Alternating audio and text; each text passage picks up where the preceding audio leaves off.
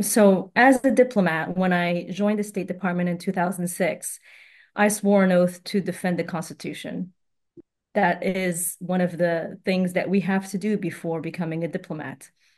And it is in that spirit that I also felt I had to resign because this policy is in violation of not only international law, which has been made abundantly clear, but it's in violation of American law.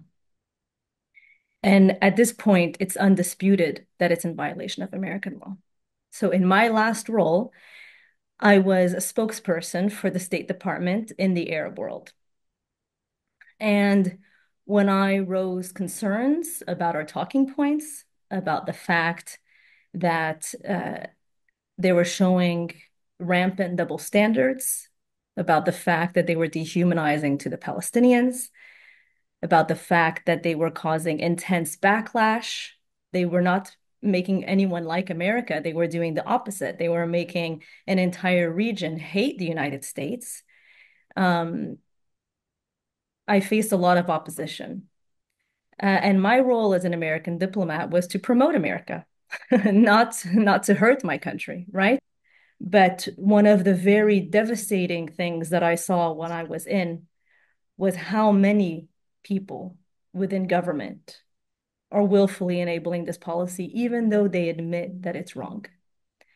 Uh, some of them are for career ambition, to be quite frank. You know, they want to climb the ladder, so they'll do what they're told and they'll even double down on it. And so we warned from the very beginning, this is hurting us. You need to stop this right now. This is a threat to our own US national security. The entire region has not only lost sympathy for what happened on October 7th, but is now absolutely angry and up in arms about what is happening in Gaza. And also, our talking points that were continuing to come out from Washington refused to acknowledge the plight of the Palestinians at the beginning, didn't even mention the death toll. Even the president was dehumanizing the Palestinians by questioning the death toll. I think it's going to have generational impact.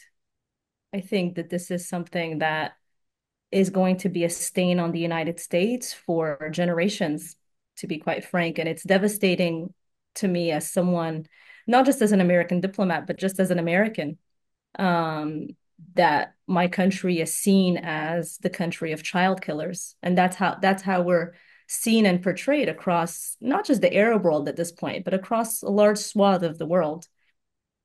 And I think the fact that so much of what's been happening in Gaza has been documented on all of our social media feeds makes it you can't escape it, right? You can't escape the complicity and you can't escape the reality of it because it's all been documented. It's much more difficult to push to the side when we've all been watching it. I didn't swear an oath to defend the Constitution in order to lie or to promote the potential genocide. Um, Especially at the beginning, there was so much emphasis on we are with the Israeli people, and there was nothing about the Palestinian people. You can't claim that this is a war on Hamas and then ignore over 2 million people in Gaza. Language matters because before we get our talking points, it goes through so many people for clearances. They're very, very carefully chosen words before they get to a spokesperson. And it's absolutely unacceptable and inexcusable, the level of double standard that was apparent in all of our talking points.